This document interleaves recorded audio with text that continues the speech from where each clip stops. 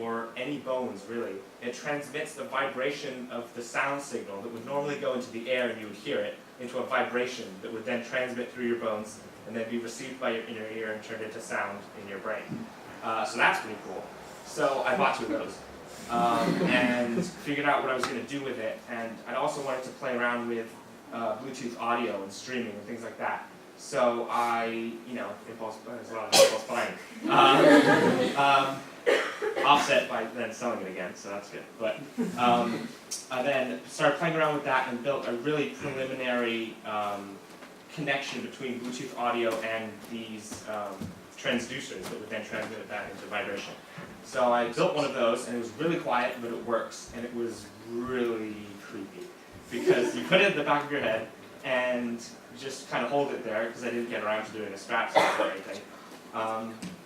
And what it would do was you connect to your phone, you just pair it up, and then you'd be able to hear music from 360 degrees.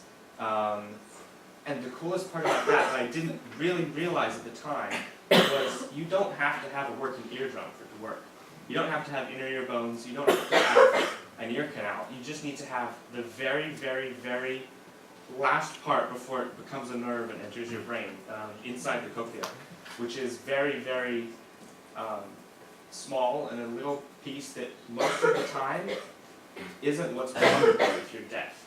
So I really wanted to explore this. So then I kept going at it, upgraded the Bluetooth, put an amplifier in it, made it louder and added microphones so that it could receive ambient sound as well as the audio. And then turned it into a hearing aid slash Bluetooth headset slash Bluetooth headset again that would receive calls, and you'd be able to answer calls and mess with the volume and everything all on the headset. So when I was here for the high school summer college at Stanford last summer, I was in W47, which is product design and engineering class. And my final project, I sat down and was going to build this final version of the headset. And so I did. And on this page at the Phantom 2 link, that's what it looks like. You can go to www.waltech.cc and see the full write-up for the whole project that I made this at Stanford last year. And so I brought it to school. I didn't bring it with me this quarter, which is a shame. But I'll definitely have it by after Christmas. I'll go home and bring it. But bringing it to school, for example, my English teacher, their spouse had chickenpox as a child, and one had formed on their eardrum and covered it in scar tissue and made it immovable, so they were deaf in that ear. And what this would do is bypass that and allow them to hear, listen to music, their surroundings, and listen to the cell phone like they never had before. And hearing aids only receive the frequencies of speech as whispery, hardly recognizable sounds, but this would allow them to hear the full audio spectrum, listen to music, and talk on the cell phone. So, have luck if you want to read up about that and all the other things that I've done.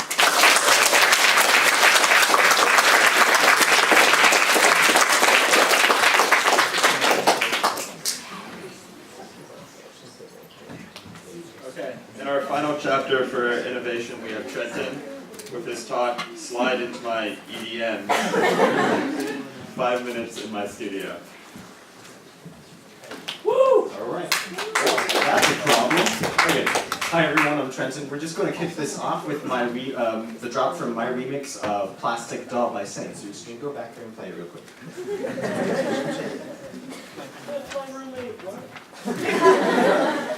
You're welcome to keep looking at the screen once I I need to be back there now too. Thanks. Right, can you hold this for a sec? Thanks. Alright. Oh wow.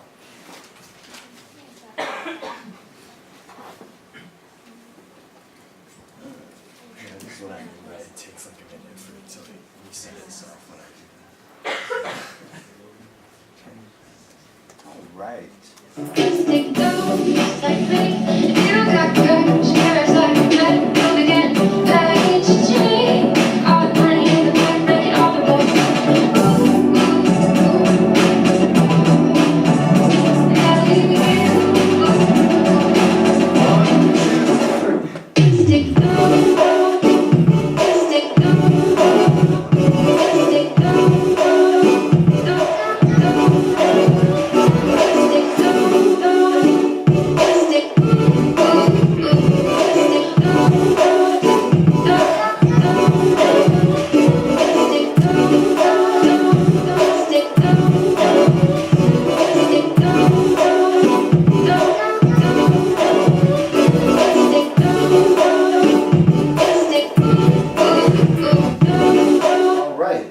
all you get to hear for now, sir. All right, what do we think? All right, that's great. So a little bit about... That's good. So a little bit about myself and making EDM. I've been making EDM on and off for about 3 years. I need to be here to be able to show them my track. Yeah, so you're welcome to keep looking at the screen though, because I'm going to be showing some things on there. Alright, so I've been making electronic dance music for about 3 years on and off, and it's my favorite thing in the world, which is, why I'm here talking. So that's enough small talk. Let's break down how I made this track.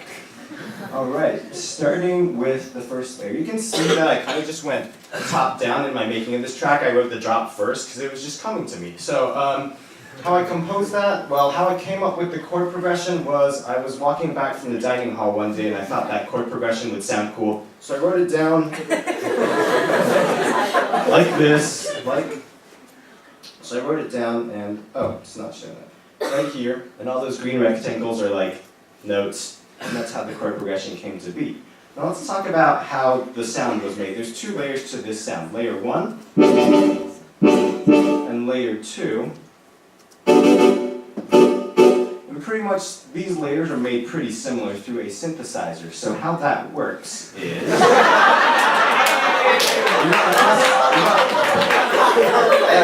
You got oscillators which make sound, and a filter which filters out sound like the name suggests. So how this is made, if you take a buzz, you put it with a different sounding buzz, and you put it with another different sounding buzz, and you put them all together, you get a very, very nice sounding buzz. Now, this over here is a low-pass filter which filters out all signal below a certain frequency level. And if you sweep the filter up and down, you get this sound. And if you make it do it really fast automatically, then you get... And that's how that part was made. Let's talk about the next part, which is the beat, which is probably the foundation of the track. This is a variant of a very common beat in hip-hop and pop music. So I just added a few more kicks, which is like the boom boom sound at the bottom, so it would sound less boring. It's just pretty much like boom psh, like that. And that's pretty much, and that's how I made the beat, yeah. And then for the vocals, let me very quickly play part of the original track so you can get an idea of the part that I cut from it. Stick down, just like me. You got curves, curves like me. You'll be getting paid today. All the money in the bank, making all the boys see. Alright, and that's what it sounds like. So, pretty much for the vocals, I already had an idea in my head what sort of melody I want to make. So, this part for me was just a lot of experimentation and cutting things together, pitching it up and down until it sounded good. By itself, it sounds something like this. As you can tell, I just cut this directly from the MP3, so it doesn't sound perfect yet. Yeah. And then when you put that all together, you get...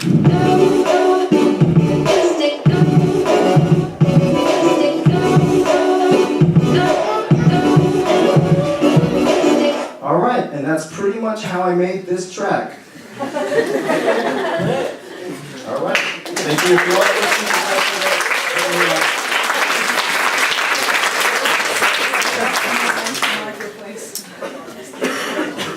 If you want to listen to the rest of this track, hit me up. Wait, who is Plastic All About?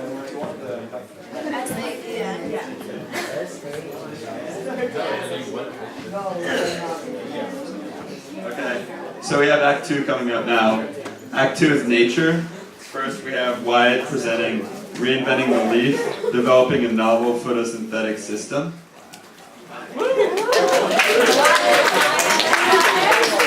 Alright, so I'm gonna apologize in advance for being sick. So if I start coughing in the middle, just forget about that. So I talked about my research probably hundreds, if not thousands of times, and I sat thinking, okay, I've probably memorized this 5-minute speech and I could give it to anyone, but that's no fun. I presented to all sorts of groups from the general public, to these really nerdy scientists from other countries who barely speak English and gave me disapproving looks, to US senators who also gave me disapproving looks, but mostly because they didn't really understand what I was saying. But up until now, I've never really presented to people that I consider to be my family, and so now that you guys are all part of my family, I thought I needed to give a different talk. So my journey to scientific research wasn't what you would consider standard. I didn't grow up in a university town. My parents are about as far away from professors as you can possibly get in the world. And thank Trenton for making you all laugh a lot and be really happy because this is about to get a little bit sad. But my journey into scientific research